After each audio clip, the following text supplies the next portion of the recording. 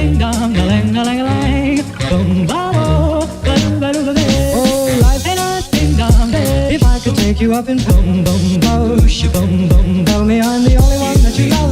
Life could be a dream, sweetheart.